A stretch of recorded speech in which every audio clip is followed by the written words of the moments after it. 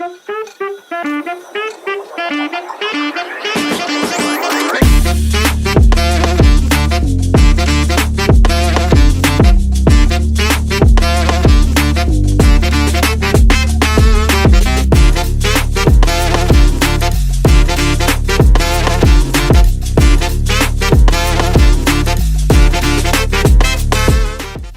armsad kuulajad ja vaatajad, minu nimi on Urme. Ja tervist ka minu poolt, mina olen Kirsti. Olete tulnud jälle vaatama ja kuulama Elu 50+ podcasti. Hurraa! Ja täna on meil tõsine teema. Meil on külaline, Merli Kaunissaar, ja miks ta siia tulnud, seda ta nüüd saab meile rääkida, sest teema on lähisuhte vägivald. Merli, palun tutvusta ennast. Aitäh kõigepealt podcasti kutsumast, et jah, mina olen siis Merli Kaunissaar, olen siin siis kogemusnõustaja rollis, eelkõige siis lähisuhtevägivalla teemal, aga tegelikult töötan igapäevaselt ka Sotsiaalministeeriumis, et oman siis seda teemat nii-öelda ka poliitikakujundaja vaatest, aga kogemusnõustajana töötan siis ka juba mitmeid aastaid ja mul on endal ka lähisuhtevägivalla kogemus, mille pinnalt ma siis, kui ma olin piisavalt tervenenud, hakkasin ise teisi aitama. Ja sellest ma siis täna teile ka võib-olla rohkem räägin. Ma natukene tahaks numbreid rääkida. 2024. aasta statistika ütleb seda, et kokku registreeriti 3373 perevägivalla kuritegu, mis on kasv eelmise siis 23. aastaga. Paarissuhtevägivald on 65% sellest, tapmised ja mõrvakatseid 5 tükki lausa on ja korduvägivalla risk on jätkuvalt kõrge. Merlikene, kus need numbrid tulevad, eks need päriselt on või on need isegi veel suuremad ja meieni ei jõua need?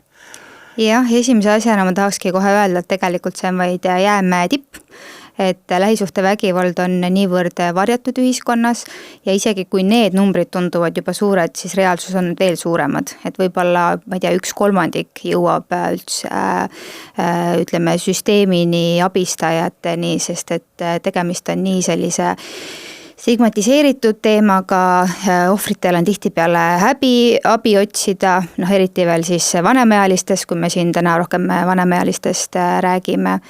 Enne kui me hakkame küsimusi edasi küsima, kõigepealt selgitame ära, mis asi on asendusvägivald?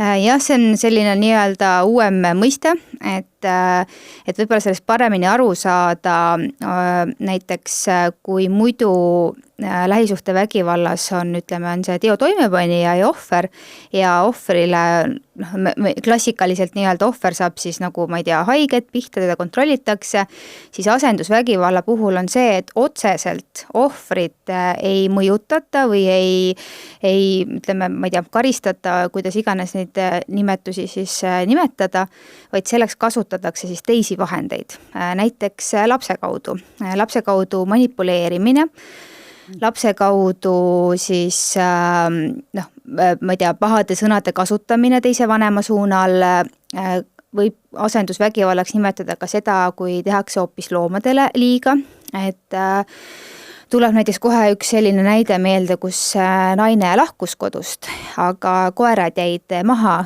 ja siis selles juhtumis oli mees toimepanija ja mees näljutas koeri ja naine ei saanud midagi teha.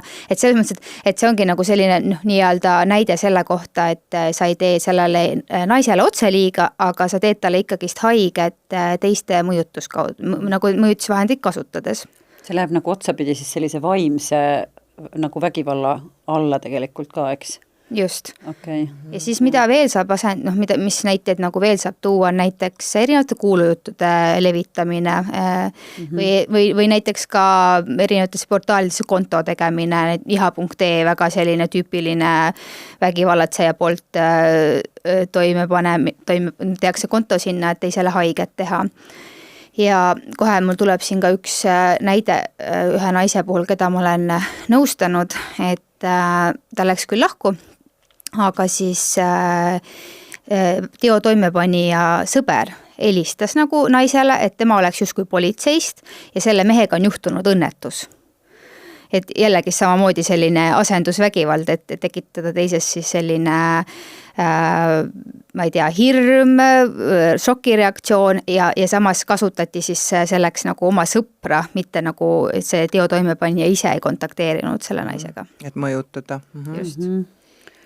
Et mõjutada ja ma veel mõtlen seda, et kui nüüd lähisuhte vägivallast räägime sinna alla, mis kõik sinna alla siis kuulub ja mis sinna loetakse, kuidas te... Üks on silmsinine, see on konkreetne, eks ole. Ja, et vägivalla liike on jah erinevaid, et kõige paremini me teame füüsilist vägivalda. Et ma ise ütlesin ka, et mul on vägivald suhtekogemus ja siis nagu kunagi, nüüd on seda muidugi vähem olnud, aga kunagi, kui ma alustasin selle teemaga, siis klassikaline küsimus oli see, et kas ta siis nagu sind päriselt lõi ka, et jah, minul küll lõi, aga tihtipeale on tegelikult vägivaldsed suhted ka sellised, kus on ainult vaimne vägivald.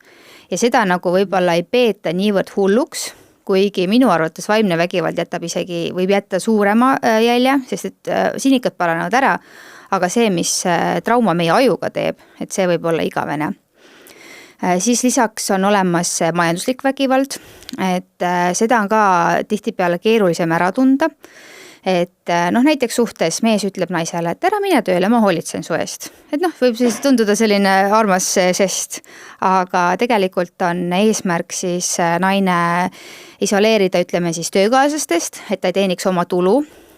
Mees võib keelata tal või öelda ka, et ära mine kooli, ole lastega kodus, et takistada siis naisel ka areneda, sest et kui ta ju ei arenda ennast, tal on jälle nii-öelda suurem tõenäosus jääda rohkem koduseks ja mehe meelevalda.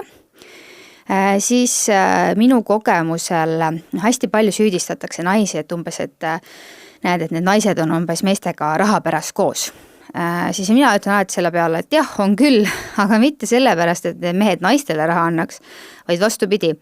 Tihtipeale need mehed on võtnud ise naiste nimele laenu, nagu selles mõttes, et naine on võtnud siis mehe pärast ja siis ähvardatakse, et aga kui sa maha jätad, siis ma ei anna sulle enam raha ja laenan sinu nimel ja ongi mingid autod, firmad, kodulaenud ja naine ongi jälle sundseisus, et jah, see on nagu see minu kogemus, nõustaja kogemus olnud. Kas see on alati nagu teadlik või tahtlik või kas seal on mingil määral seda ka, et algul mõeldaksegi, et oi kui tore jää koju? Kas võib kuidagi niimoodi tekkima hakata? Kas sa mõtled siis nagu selle teo toimepanija poolt? Ja.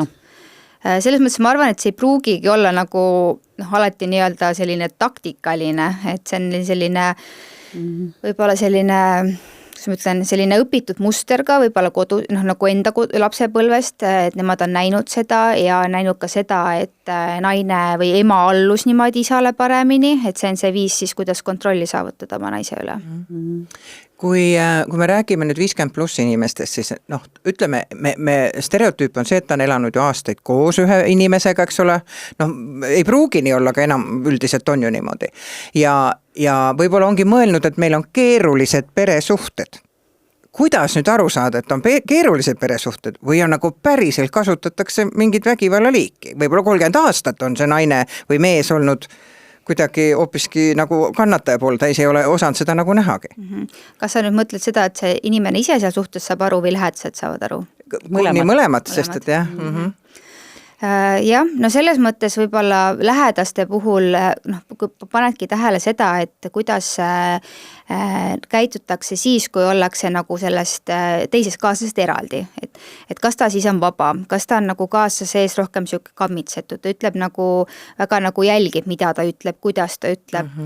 Üks selline ohumärk on kindlasti see, et sellel inimesel ei ole kunagi enda arvamust näiteks. Et alati ütleb, et ma pean oma mehe käest küsima või ma küsin, mis mu mees arvab, et see võib ka selline ohumärk olla, et tekib küsimus, et kas sul enda arvamust siis ei ole, et üldiselt meil igal ajal on enda arvamus. Et see võib olla. Või ka näiteks see, et kui on mingid ühised väljasõidud või minekud, siis see inimene ei tule kunagi kaasa. Et tal on alati nagu mingi vabandus olemas. Või isegi kui ta alguses nagu, et jaa, ma tulen, aga siis viimasel hetkel näiteks ütleb, et ta ikkagist ei saa tulla ja seal on nagu tundub selline totter vabandus olevat. Et siis võib ka kahtlustada, et seal teine pool takistab tulemas. Et siis ohver ütleb, et ma ei saa tulla, et leiab põhjuseid. Okay. Kuule, ma tahtsin küsida, sa ütlesid ka ja ma arvan, et vaata nüüd 25. novembril oli ju ka, see oli selle naistevastase vägivalla vastu võitlemise päev, õpime ilusti selle pähe. Aga lihtsalt mõte oli sellest, me saime siis ka tagasisidet ka meie kuulajatelt ja öeldi, et tegelikult on ju teistpidi ka. Et tegelikult oskavad ju naised ka samamoodi teha, aga kas üldisem on siis veel nagu, oskad sa seda teemat kommenteerida, kas tavaliselt on tegijad mehed, aga kui naised teevad, kas seda on veel suurem häbi nagu välja tuua? Kas siuke aspekt võib olla? Ja selles mõttes lähisuhtevägivald on, ütleme siis naiste poole kaldu, et sellel on erinevad nii ajaloolised põhjused kui ka sellised patriarhaalsed põhjused, ja noh, tahtmata ka füsioloogiliselt meesterahvas on tugevam, et ka erinevad uuringud on siis välja toonud selle, et näiteks mida naised tunnevad rohkem vägivald suhtes, on surmahirm, mida mehed ei too esile. Ja naised on üldiselt kauem vägivaldses suhtes kui mehed. Et need on need erinevused ja noh, miks selles ka, et miks me peame rääkima eraldi naistevastasest vägivallast. Aga see muidugi ei tähenda, et ei ole asi ka vastupidine, loomulikult. Aga jah, naised kasutavad juba rohkem vaimset vägivalda ja näiteks, kui rääkida jällegi siin vanemaealiste kontekstis, et kui on, ütleme, naine on olnud põhimõtteliselt terve elu ohver ja kui nüüd see paar saab vanaks ja näiteks mees jääb siis sellisesse seisundisse, et tema ees peab hakkama siis hoolitsema, siis see asi võib pöörduda, sest see on siis see aeg, kus nii-öelda saab siis tagasi teha, kätte maksta, hooletusse jätta, ma ei tea, ravimid andmata jätta, mis iganes, et jah, sellised näited on ka loomulikult. Millised märgid jäävad nagu on alahinnatud, et mõni mõtleb, vanamees teeb nii ja naa ja noh, vaata, see on see, eks, mis sa jaurad ja noh niimoodi. Et kui tõsine see peaks olema, et inimene hakkaks mõtlema, et oot, aga äkki ikkagi ongi valesti, et ma polegi saanud kunagi midagi teha ja et noh, kui tõsine, ühesõnaga ütleme, et raske on niikuinii välja tulla sellest avalikkuse ette või abi küsida, aga millal nagu, kui keeruline peab see olukord olema? Ma arvan, et üks asi on see, et noh, ongi, võib-olla me nagu tullakse sellisest ka nõukogude ajast, kus rohkem oli kõik, mis pere sees toimus, oli pere sisene asi ja kohati võib-olla, kui see nagu vägivald on peres aastaid kestnud või ka selline toksilisus, siis kahjuks võib-olla on ka pereliikmed harjunud sellega ja nad selles mõttes, et nad ei võib-olla ei mõista seda enam niimoodi hukka, see on nagu noh, et nii on.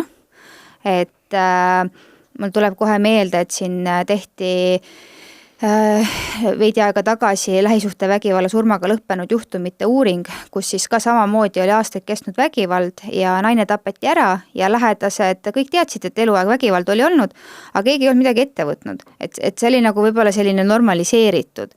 Et ma arvan, et seda ei peaks tegema, et ja isegi kui lähedased võib-olla enam ei jaksa nagu abiks olla, et siis anda need abivõimalused, abikontaktid või öeldagi, et ikkagist, et kui sa ükskord otsustad sealt välja tulla, et ma olen olemas ja ikkagist vaikselt üritada nagu mõjutada, et mitte niimoodi, et tule nüüd ära või miks ära ei tule nagu süüdistavalt, aga niimoodi, et anda märku, et ma ikkagist olen olemas ja abi on olemas. Ma just tahtsin küsida seda, et vaata, noh, just palju räägitakse, et märka seda vägivalda ja see on tegelikult ju kõikidele nagu lähedastele. Aga mis need märgid on ju veel, et kuidas sa seda siis märkad ja mis sa siis nagu teha saad? See mind kuidagi nagu või isegi see, et kuidas ma lähenen selle vana inimesele või noh, kuidas ma, et ära nüüd šokki lähed, mis sa hakkad rääkima siin või mis need küsimused võiks olla, et ta nagu hakkaks mõtlema ja julgeks mulle võib-olla, äkki ongi valesti.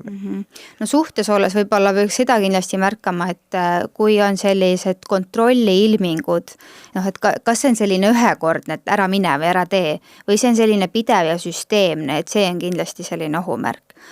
Lähedaste puhul või ütleme, kuidas läheneda, see on tõesti selles mõttes keeruline, et eriti võib-olla arvestades ka sellist võib-olla vanemaealise natuke sellist, ma ei tea, elutarkust ja võib-olla ka jonnakust, et peabki kuidagi võib-olla niimoodi kavalalt võib-olla talle selle mõtte nii-öelda ise pähe panema, et see tuleks nagu temalt, et kindlasti ei aitaks see, kui sa lähed lihtsalt lendab peale, et tule nüüd ära või et abi on siin, lähme. Et see üldiselt ei aita. et noh, võib-olla mingid head näited on see, et ma tean, et üks vanemaealine oli öelnud, et tema ei taha surra vägivaldses suhtes, et teda mõjutas see ära tulema ja ta oli, ma ei mäleta, 70+. Et noh, et võib-olla leida see mingisugune asi, mis siis nagu motiveerib inimest lahkuma või mõtlema. Kas kirjandus võiks olla üks ja mingeid raamatuid anda lugeda näiteks oma emale või lähedasele, näiteks kas või raamatukogust võtta ja öelda, et kuule, näe, ma lugesin nüüd huvitavat raamatut, kus eks ole kirjeldatakse, et mis see kuidas see asi käib, on ju, et võib-olla niimoodi.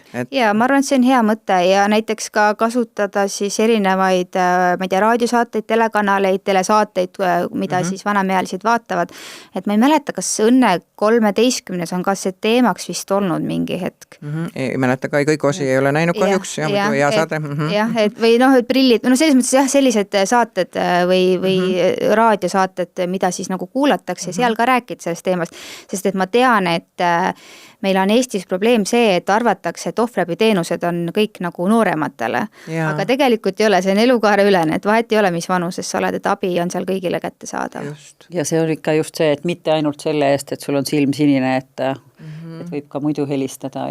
Ja seal on ju tore kogemus, mis mul oli, kui ma käisin ohvriabi konverentsil, sain teada, et 24 tundi ööpäevas tegelikult saab sinna helistada ja ja kui siis selgubki, et võib-olla see ei ole päris see põhjus, miks nüüd kohe politseisse helistada, aga kui sa saad rääkida, siis see spetsialist saab sinuga seal ju arutada koos, et kas see nüüd on nagu kas see vajab tähelepanu rohkem või mitte, on ju.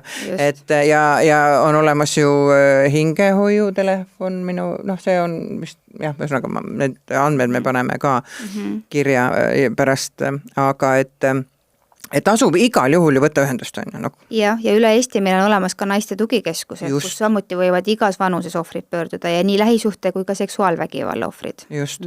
Ja ei maksa vist eeldada, et 50+ inimesed ei lange seksuaalvägivalla ohvriks. Ei maksa seda absoluutselt eeldada. Et see ei ole ainult noorte inimeste mure, on ju. Väga keeruline on see, kui see vägivallatseja on näiteks hooldaja, on ju, kodus. Ma mõtlen selles mõttes, kui see vanem inimene näiteks, ütleme, vajab seda inimest ja minul ei ole kogemust nõustajana vägivalla teema niimoodi otseselt kui sinul, aga ma mäletan ühte lugu küll, kus oli see, kui poeg kasutas ema raha, ja ema ei olnud võimeline üldse õues käima ja ta võttiski iga kord selle kaardi, tegi tühjaks ja jäi selle maha ja või mis iganes tegi sellega. Et see on ju nii lähedane inimene, kes peaks tegelikult hoolitsema tõest, keerab talle selle, et naabrid võiks ikka vaadata, mis toimub või lähedased. Ja seal on selles mõttes sellele vanemaealisele eriti keeruline ka abi otsida või lahkuda seda oma poeg, tal on veel suurem häbi, et ise ma olen kasvatanud sellise, ise ma siis nagu kannatan ja teine asi on ka see, et ei taheta ka nagu oma lähedase vastu pöörduda, et ma ju ei taha talle halba. Ega alati ei panda kohe vangi, võib-olla räägitakse ja vesteldakse, sest meil on ka ju väga tore programm on ennetus, kuriteo, vägivalla ennetusteema, nendest ohvriabis kuskilt, ma lugesin kodulehel just see toetatakse nagu, või vesteldakse nende inimestega. Ja vägivalla toimepanijatele. Et kohe ei ole ju see, et käed raudu, eks ole, tegelikult püütakse ikkagi heaga selgitada, et see nii ei sobi, on ju. Jah, meil isegi minu arvates kahjuks nagu selles mõttes, et Eestis on üsna leebed karistused selle koha pealt, et püütakse ikka enne pikalt heaga ja.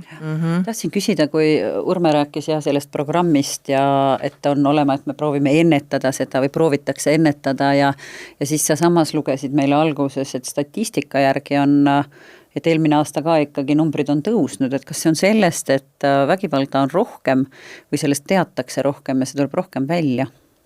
Ma ise tahaks loota, et sellest teatakse rohkem ja see tuleb rohkem välja, et see ei ole selles mõttes kasvanud, kuigi meil on siin ühiskonnas muidugi erinevaid selliseid probleeme ja murekohti, mis näitavad seda kasvutrendi ka noorte seas, et miks see ikkagist meil nii-öelda lokkab, et aga see on juba eraldi teema. Kuidas mõjutavad häbisüütunne ja põlvkondlikud hoiakud vanemaealiste abi küsimist? See sama stagnaaeg, nagu sa ütlesid, see nõukogude aeg, sest et kõik, mis on peres, peab jääma perre, on ju.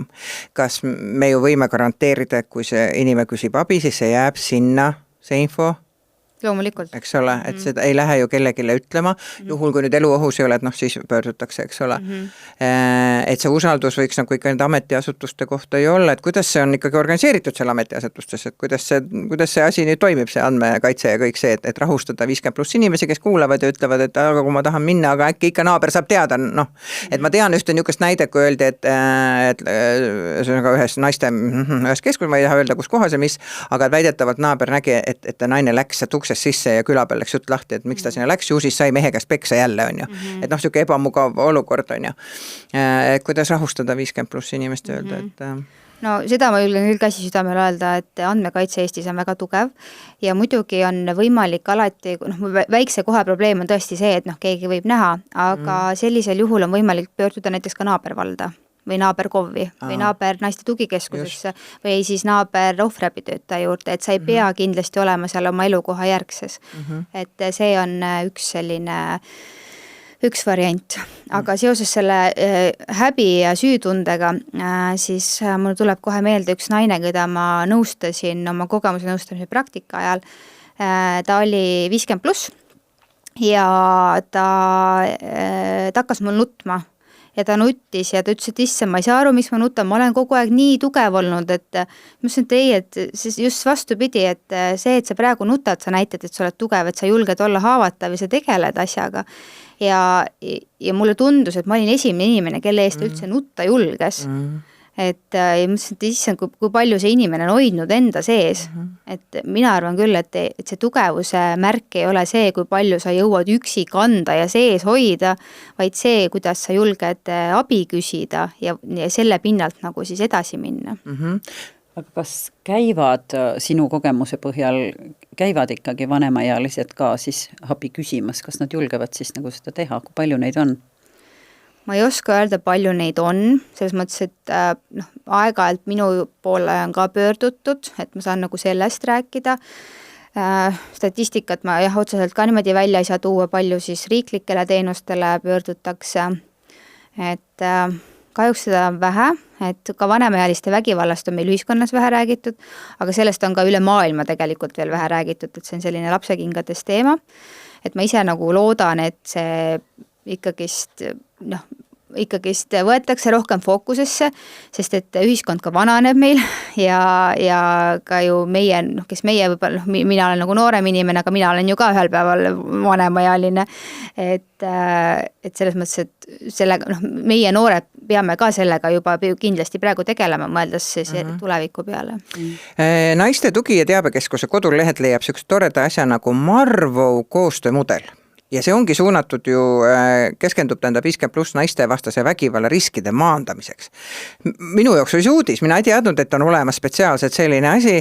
Ma võtsin ühendust ka naiste tugi- ja teabekeskuse ühe inimesega, kes seal töötab, ta ütles jah, et nad on üritanud seda asja ka siin Eestis rohkem laiemalt nagu rääkida, et miks see niimoodi tahaplaanile on jäänud, et me teame nüüd, ütleme, et see ohvriabi ja noortemate kohta hästi palju just seda infot on ju, aga kuidagi vanemaealised on jah jäänud nagu tahaplaanile, tuleb välja, et tegelikult sellega on ikkagi püütud tegeleda täitsa ja on olemas mingi süsteem, on ju.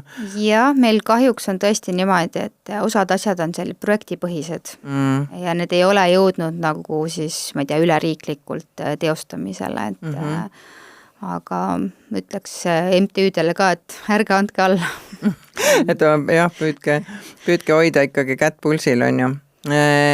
Mis on sinu kogemuse põhjal inimese emotsionaalne seisund, kui ta julgeb nagu üldse pöörduda? Ilmselt nad on ikkagi juba nii katki, et ta kannatab hästi kaua, on ju. Ta on nagu ikkagi püüab veel viimase tilgani ja siis lõpuks, kui murdub, et siis tuleb, on ju. Et nooremad äkki tulevad kergemini või? Pigem jah, kuigi öeldakse, et keskmiselt läheb ohver tagasi 8 korda. Kui ma mõtlen enda vägivaldsuhte peale tagasi, siis ma ei tea, ma arvan, ma läksin 100 korda tagasi. Et selles mõttes, et see keskmine, et pigem on neid vähe, kes kiiresti lahkuvad. Et ma tean muidugi ühte naist, keda on hästi tubli, tal sündis see beebi ja pärast seda ta otsustas, et tema ei taha, et tema laps kasvab sellises keskkonnas. Aga vanemaealised tõesti kannatavad võib-olla kauem ja näiteks ongi, kui on talu, on loomad, siis juba loomade pärast ei taheta ära minna. Et seal võib olla ka mustmiljon muud põhjust ja siis sealt nagu äraminek, siis ei ole ainult selle naise abistamine, vaid sa pead mõtlema, nagu kes siis seda abistavad, peavad mõtlema ka kõikidele nendele muudele asjadele, loomulikult kui on lapsed, siis lastele on ju, et aga ka näiteks loomad, et kuhu need loomad siis panna, et kas või mis nendest loomadest saab. Ma veel jäin mõtlema seda, et tõenäoliselt jah ongi juba, et siis oled ära harjunud kõigega ja siis sa mõtled, et see ongi minu elu. See ongi minu saatus ja nii peabki olema ja kui veel on mingeid, ma ei tea, peremudeleid või asju ka näha, siis arvataksegi, et see ongi normaalne. Aga jäin mõtlema just selle peale, et võib-olla jah, nooremana siis on ju, et kui sul ohumärgid õhus on ja punased lipud lehvivad, on ju, et võib-olla nooremana, kui sul ei ole veel lapsi, siis on kergem iseenesest ära minna, aga samas me oleme ju noorena kuidagi ikkagi loodame, et küll me asjad korda teeme ja küll me ära parandame ja kõik saab korda, et ma arvan, et see on ka kuidagi seal asja juures. Ja kindlasti, kuigi ka ütleme, kui ma olen nii-öelda, see kuidagi vanemaelised naisi, 50+ naisi ka nõustanud, siis ega ka nemad lähevad mitu korda tagasi selles mõttes, et ma räägin nüüd naistest, kes on siis leidnud, ütleme, vanemas eas, see kõlab kuidagi tobedasti. Ühesõnaga, nad on leidnud küpses eas. Nad on leidnud uue armastuse, ütleme siis nii. Ja see armastus ei ole, on üsna toksiline ja ikka lähevad mitu korda tagasi ja nad saavad ka, nagu selles mõttes, et minu meelest need mustrid või see traumapond, et see ei ole nagu vanuses kinni, et aga muidugi, mida nad siis esile toovad, et mida nad ütlevad, et ma ei saa aru, et ma olen nii vana ja ikka nii rumal. Et siis mõtlen, et see ei küsi vanust selles mõttes, armastus ei küsi vanust ju. Siis läheb kuulik kokku, ei tea mitte midagi, mida teed, kõik hakkab lendlema ümber ringi ja ei näe üldse mida, minu arust on pimedus tekib täiesti. Armastuse pimedus. Ja armastuse pimedus. Ja lootuse pimedus. Ja sa ei taha ju uskuda, et keegi tahtlikult tahab sulle halba või siis meelega nagu kasutab sind ära, sest et ja see on ju see osavus. Me näeme praegu Eesti seriaali, kus räägitakse sellest, kuidas imeliste sõnadega mustvalgeks räägiti, eks ole. Ja. Ma seda veel tahtsin öelda võib-olla meie kuulajatele ka siia vahele, et kas te olete ikka ära arvanud, et miks me sellisest raskest teemast siin praegu enne jõuluaega räägime? Jah, sina, Merli, oskad seda kommenteerida, miks me tahame sellest rääkida enne jõuluaega? Jah, kahjuks on niimoodi, et pühade aeg siis vägivalla intsidendid suurenevad, pere on rohkem koos, tarbitakse rohkem alkoholi, kuigi ma ütlen kohe ära, et selles mõttes, et kõik, kes on alkoholi tarvitanud, ei tähenda seda, et nad kohe nagu peksma hakkavad, aga sellel on seos ja suurenevad siis just ütleme situatsioonilise vägivalla juhtumid, kus siis ongi alkohol on selline võib-olla päästik vägivallale. Ja jah, politsei saab rohkem väljakutseid, kuigi ütleme ohvriabi siis töötajad ei tööta pühade aega, aga ohvriabi siis abiliinile saab ikka helistada. Mulle saab Facebooki kirjutada, et mina saan ka pühade aega, olen abistanud, et suures šokis siis naisi. Üks teema, mis mind isiklikult praegu puudutab, on see, et teatavasti meie kuulajad ka teavad, et ma õpin ülikoolis, ma hakkan tegema lõputööd ja minu lõputöö teemaks saab olema see, et ohvrid hakkavad kasutama alkoholi ja ilmselt ka vanemate ja hulgas on see, et selleks, et taluda seda kõike, mis on, ma parem tarvitan alkoholi, sest see tuimestab mind. Kas see on tüüpiline, mitte selles mõttes, kas seda juhtub ikkagi üsna tihti, on ju? Seda juhtub tihti ja juhtub ka seda, et teinekord ka see teo toimepani ja siis kuidagi nagu survestab alkoholi tarvitamat, teo minuga koos ja siis ohver siis ka nagu allub sellele provokatsioonile. Jah, sest siis on ta paremini ju mõjutatav, eks ole, ja lihtsam, eks ole, talle teha neid asju, mis on vaja teha. Ma tahaks küsida, et kas sa tahaksid oma lugu ka natukene rääkida, et kuidas sinuga nii juhtus ja kuidas sa nüüd praegu oled sellises heas kohas, kus sa oled? Jah, kuidas see juhtus? Selles mõttes, mõtlen, kuidas ma siis alustan. Minul oli tegemist töökaassaga, kes siis, ütleme nii, et esimesel päeval tegelikult jättis mulle nagu väga halva mulje. Pärast seda mõtlen, et esimest muljet tuleb ikka usaldada. Aga ta kuidagi, ta oli nagu selles mõttes hästi tähelepanelik, tundus, et teda saab usaldada. Ta tegi selliseid väikseid armsaid žeste, et näiteks kuskil tuli jutuks, et mu lemmik šokolaad on tuplas, ta lihtsalt tõi selle mulle. talle meeldis sama muusika, mis mulle meeldis, et järsku oli meil hästi palju sarnasusi ja kuidagi ma õppisin teda usaldama ja meie vahel siis tekkis säde. Ja ta oli alguses hästi tähelepanelik, hooliv, mis alguses tundus ka see väga armas, et ta pidevalt küsis, mis ma teen, nagu, kus ma olen ja oleme hästi palju koos ja et ma ei näinud selles ohumärke, et tegelikult ta tahtis ju mind enda kontrolli alla allutada. Või et kui mul olid endal mingisugused plaanid kellegagi, siis aga tule hoopis minuga, lähme sõidame Hiiumaale, et nii äge mõte nagu. Ja siis mingi hetk nagu mõtlesin, miks sa neid mõtteid käid välja just siis, kui mul nagu plaanid on. Et aga jällegi tegelikult oli eesmärk siis mind isoleerida teistest. Ja hakkas see pihta vaikselt, oligi, et keelamisega siis kuskile minna, riiete kohta kommentaarid, et see kleit on liiga lühike, huul ei tohi punaseks värvida ja nii edasi ja selline sõimamine erinevate robustsete sõnadega ja lõpuks kasi nagu füüsiliseks läks, siis see erinevate sõnadega sõimamine, see ei tundunud nagu üldse enam hull, et ma olin juba sellega harjunud. Ja siis muidku nagu ütleme, see vägivald eskaleerus, muidugi ma üritasin teda mitu korda maha jätta, ja siis ta jälle palus vabandust ja nuttis ja siis ma jälle andestasin ja uskusin, et nüüd on tõesti kõik. Aga lõpuks siis oligi see, et loomulikult me jõudsime ka baariteraapiasse, mida ei soovitata ja mida mina ütlen ka, et ei soovita, aga ma saan aru, et ma arvan, et mul oligi see, et mina proovisin nagu siis endast kõik teha selle suhte nimel ja ju siis seda oli ka nagu vaja. Ja lõpuks asi kulmineerus üsna nagu väga vägivaldse intsidendiga, aga enne seda järgnes see, et pidime mu sõbranna pulma minema Hispaaniasse, mulle meeldib väga-väga reisida. Ja siis ta ütles, et ta juba ütleb ära, et sinna ma ei lähe. Ja siis ma ütlesin talle, et sa oled mult kõik ära võtnud ja nüüd sa tahad mult reisimise ka ära võtta. Ja siis ta ütles, et ma ei ole talle midagi andma hakanudki ja siis muidugi järgnes, ma sain põlvega kõhtu, tõukas mind, tõris juustest ja nii edasi, aga minu jaoks ütleme see, mida ma ka vahepeal ohvritele ütlen, et kui te olete endast kõik ära andnud ja võib-olla ka vanemaealiste puhul, kui sa tunned, et sa oled terve elu kõik endast ära andnud, et jätta see üks asi, millest sa ei ole enam nõus loobuma ja see asi võib päästa su elu nii-öelda. Et pärast seda ma jooksin politseisse, ma olin tegelikult ühe korra juba ohvriabitöötaja juures käinud, aga too hetk ma ei olnud veel valmis avaldust tegema. Õnneks ta oli veel kontoris ja politseiga ühes majas ja viis mind välijuhi juurde, tegin avalduse ja siis ühesõnaga siis juba käis nagu kõik selline karussellis ja sain abi, psühholoogilist abi.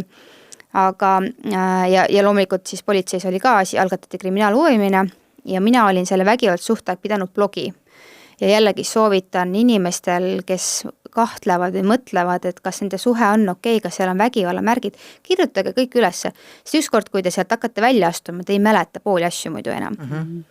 Ja ma andsin seal 7 tundi ütlusi oma blogi põhjal või selle päeviku põhjal, too aeg ta veel ei olnud blogi ja siis mingi hetk ma tundsin, et kui ma olin piisavalt taastunud, ma tahaks oma looga teisi aidata. Ja siis hakkasin seda avaldama ja see kasvas järjest suuremaks ja lõpuks, või nüüd siiamaani on mul nüüd juba siis 6 aastat.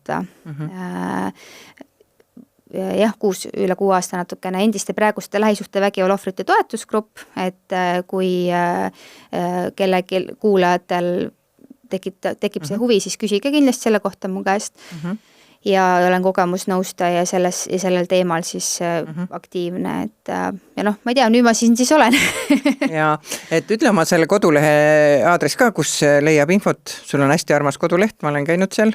www.merlikaunissar.ee Ja sealt saab siis ka sust infot kõik nende grupitööde kohta ja kõik need asjad, et ja Facebookis jagan rohkem infot ja siis jagan ka seal oma kodulehel teiste lugusid anonüümselt, kui keegi tahab jagada, et vahel mõjub see ka väga terapeutiliselt. Tegelikult ju jõulud on ilus aeg, on ju? Mis plaanid sul on jõuluks? Mul on väga palju toredaid plaane, algab see siis juba, tegelen jooksmisega, algab see siis laupäeval oma jooksuklubbi siis jõuluüritusega, siis pühapäeval oma imetoreda kaaslase, uue kaaslase siis mitte vägivallad, selles suhtes ta ammu lahku mindud õe juures jõulupidu, siis meil on iga aasta onu juures selline jõulusaun, kus me tuleme peredega kokku ja siis ema või ütleme siis jah, perega vedame palju aega, et. Ja mis sina jõulude aeg teed? No kuule, mina kavatsen seekord ema juurde Pärnusse minna, et me oleme tihti seal Pärnus aega veetnud ja ühesõnaga siuke mõnusad rahulikud pühad oma perega, et mu laps oma pisikese tibuga, ühesõnaga mu lapselapsega ei tule jõulude aega, tulevad kohe peale jõule, nii et näen ka neid, aga sina? Mina laman ilmselt enamus ajast, söön head toitu, lubasime abikaasaga, et käime väljas, liigume palju. Siis minu tööruumis istumine ja ma tahaks nagu värsket õhku saada ja siis naudin seda vabasid päevasid ja võib-olla lähme kuskile mingit kontserti vaatama ja mingi siuke asi on ju. Et hästi rahulikult, alkoholivabalt, meie peres on sellised lood ja me väga naudime seda, sest et iga hommik on hea ärgata ja ega jõulud ei pea olema see, et kogu aeg klaasid kõlisevad, eks ole, kuigi me üksteist ei peksa kodus, sest meil on suhted korras, on ju. Aga jah, me oleme otsustanud, meile sobib see elu rohkem, mis ei tähenda muidugi seda, et võib klaasiks võtta, see ei ole ju keelatud, on ju. Et jõulud on ikkagi siuke peresisene aeg ja ma arvan, et kui saab rahulikult, võib-olla ongi siis aeg üksteisega arutada asju näiteks, mida ei ole ennem saanud, vahepeal kiire on ju, istume siis korra maha ja räägime, et mis meil on vahepeal kõik juhtunud on ja kui me küsime, jah, sa tahtsid öelda midagi? Ei, ma veel mõtlesin selle jõulude kohta ja võib-olla selle teema lõpetuseks, et sind vaadates sa küll päris meie 50+ klubis ei ole, et aga kuulsin, et sa oled juba välja uurinud, et millal sa pensionile jääd, aga mina tõlgendan seda, et ta täiega ootab juba klubisse saabumist, aga sind vaadates on nagu, sa oled hea näide ikkagi sellest, et ka rasketest asjadest nagu saab välja tulla ja saab hakkama, saab oma elul uuesti nii-öelda otsast kinni võtta ja hakata õnnest särama jälle, et see on kuidagi selline rõõmustav ja jõuluaeg on ka ju siuke säramise aeg, nii et selles mõttes väga tore. Ja ma tahtsin veel omalt poolt öelda võib-olla lõpetuseks, et mina olen ka ühed sellised hästi rasked jõulud läbi elanud, meil oli just abielulahutus oli tulemas ja läksin ema juurde ja ma olin endaga nii läbi, et ma ei teinud mitte midagi. Aga jõulud ikkagi tulid ja see on minu meelest selline nagu lohutav teadmine, et kõikidele nendele ka, kellel on rasked ajad, et jõulud tulevad ja see ei ole see, et tuleb õudselt rabada ja kõike teha, et võib ka lihtsalt küünla põlema vaadata, küünla põlema panna ja ma ei tea, kuuses ära oodata, televiisorit vaadata ja lihtsalt nagu nautida.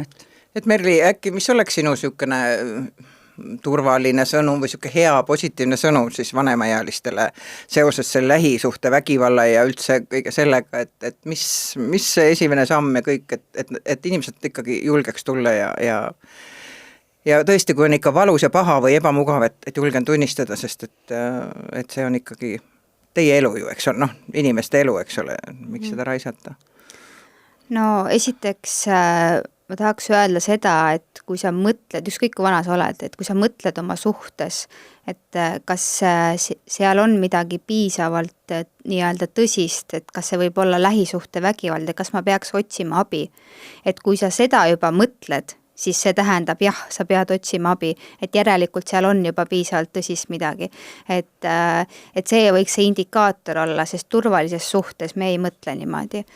Ja julgustan ikkagist abi otsima, sest et need, kes on otsinud, nad on neid ja kes on neid samme astunud siis vägivallavaba elu suunas, et nagu Kirti siin ka välja tõi, et mina siin säran ja olen ka väga palju öelnud, et elu siin teisel pool vägivallavabamal poolel on väga palju ilusam ja kõik need, kes on olnud siis suutelised lahkuma vägivaldsest suhtest, et keegi ei ole kunagi öelnud, et ta kahetseks seda. Et olge julgege kasutada ka abi, lähedaste abi, professionaalide abi ja olge olemas oma lähedastele, ka jõulude aeg. Jah, aga ma arvan, et sellega me vist hakkamegi lõpetama.